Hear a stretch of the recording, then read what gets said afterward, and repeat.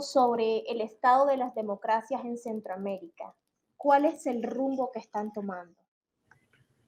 El rumbo de las democracias centroamericanas, si es que pueden ser llamadas democracias, es poco alentador.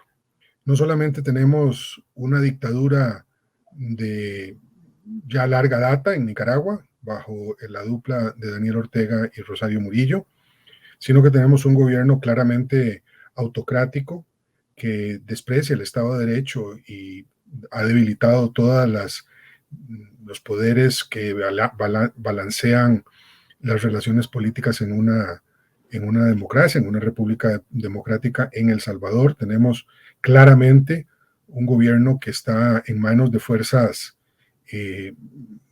más bien poderes fácticos, de manera bastante evidente. En Guatemala, una enorme debilidad institucional. En Honduras, en Costa Rica, un gobierno claramente populista, que también está metiéndole mucha presión tanto a las instituciones de la República, como son el Poder Judicial, la libertad de prensa.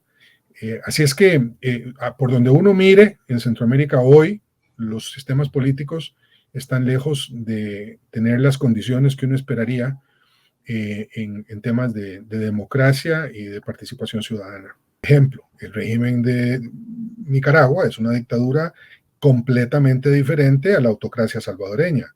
Daniel Ortega ya ha eliminado cualquier fachada democrática que en algún momento tuvo Nicaragua, mientras que en El Salvador el presidente Nayib Bukele es no solamente altamente popular, sino que además es un gobierno de pleno derecho. Yo creo que eso empezará a cambiar una vez que él se reelija, porque lo hace de manera muy dudosa desde el punto de vista de legalidad y constitucionalidad.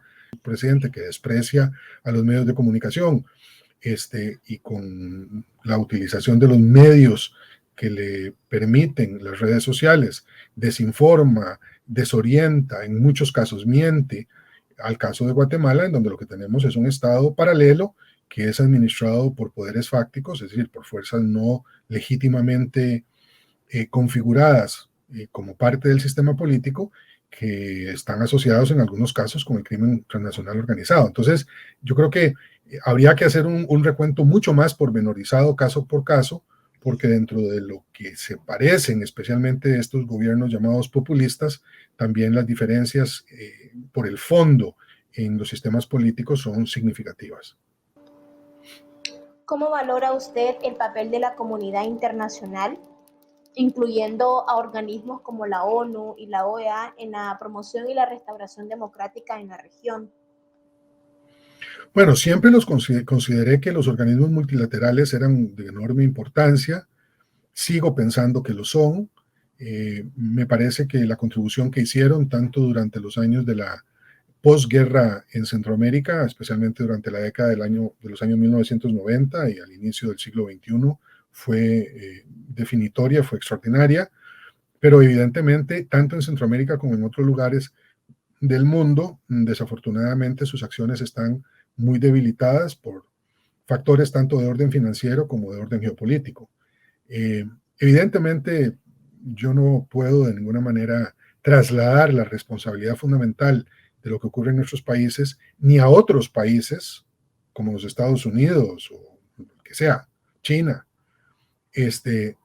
porque mi opinión es que eso corresponde principalmente a las y los centroamericanos y a nuestras clases dirigentes. Entonces, no es que yo esté buscando salvamentos internacionales, primero que nunca hemos tenido a nuestra disposición, y segundo, que aunque lo tuviéramos, tendrían la capacidad de gestionar nuestros países en temas que son de atinencia exclusiva de nuestras propias sociedades. Sin embargo, también es cierto que la cooperación internacional sigue siendo muy importante y que la contribución que puedan hacer estos organismos y países a una región como la nuestra, que ya no es prioritaria, ni Centroamérica ni América Latina, en el conjunto de las agendas de esas organizaciones y de esos países, sigue siendo relevante, porque además traen la atención de las organizaciones y de la comunidad internacional sobre temas que a veces en nuestra propia región no se enfatizan lo suficiente.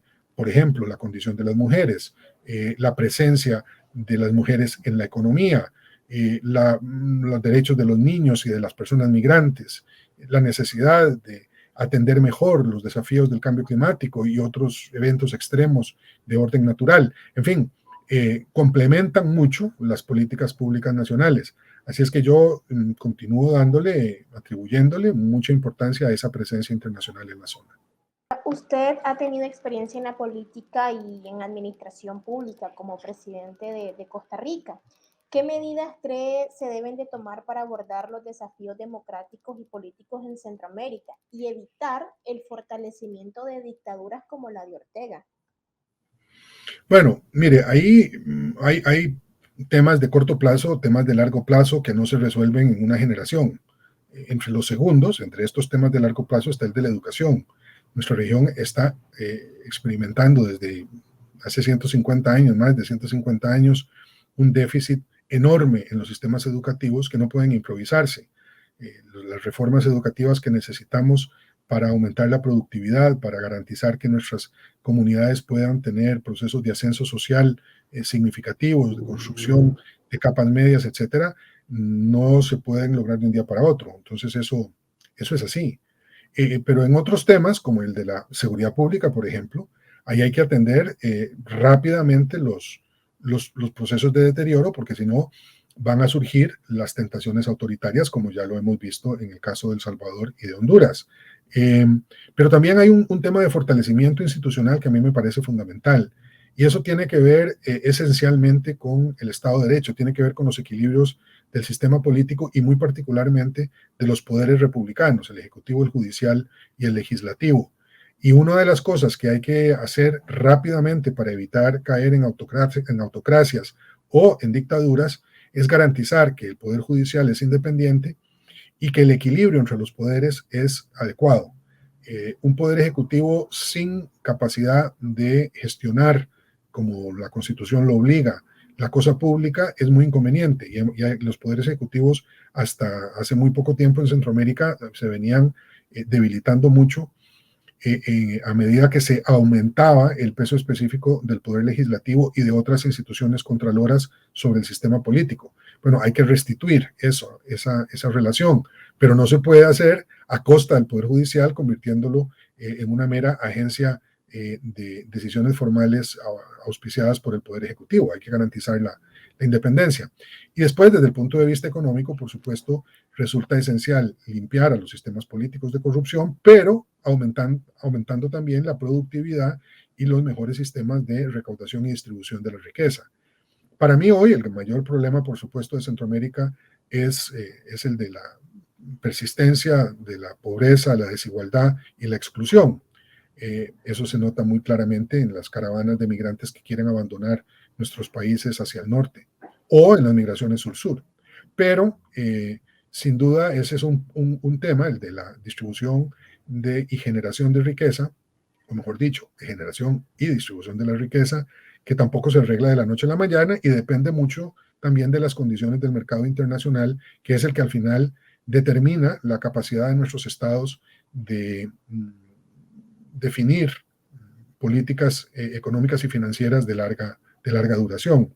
En ese sentido, como usted lo ve, lo que hay que decir es que, como en cualquier otro lugar y en cualquier otro momento histórico, fortalecer la democracia solo se puede lograr con más democracia. Y eso es complejo y requiere de acciones en múltiples planos de la gestión pública. Ahora, ¿cuál es su valoración sobre el papel del sistema de la integración centroamericana, SICA, y el Banco Centroamericano de Integración Económica en su obligación por promover la democracia? ¿Puede haber una integración centroamericana sin democracia? No, no la puede haber. Y tampoco puede haber un sistema de integración cuya lógica se construya a partir de la suma de las partes. Es decir, una integración real como la que Centroamérica merece, necesita y podría tener, solo es posible si no existen dictaduras, si las partes del sistema de integración son enteramente democráticas, es decir, comparten el mismo credo Y si las instituciones del sistema de integración, incluido el Banco Centroamericano de Integración Económica, incluida la Secretaría General del sistema, responden a esos mismos principios y valores, que son los que están, por supuesto, en el protocolo de Tegucigalpa, suscrito en el año 1991.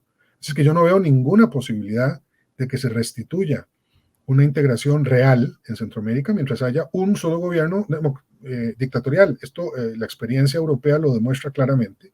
No fue sino hasta que las dictaduras en España y Portugal cayeron que fue posible que se constituyera la Unión Europea tal y como la conocemos hoy. Entonces, yo veo a un sistema en estos momentos capturado por los regímenes menos democráticos, ¿verdad? Tienen una mayoría absoluta en las entidades de la región.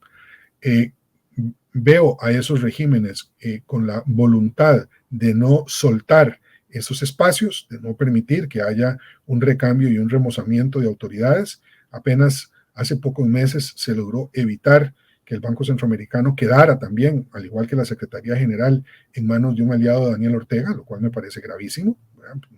No por las condiciones personales del señor Mossi o de cualquier otro, del señor Vargas en la Secretaría General, sino simplemente porque están amarrados por compromisos de orden político que me parecen absolutamente contraproducentes.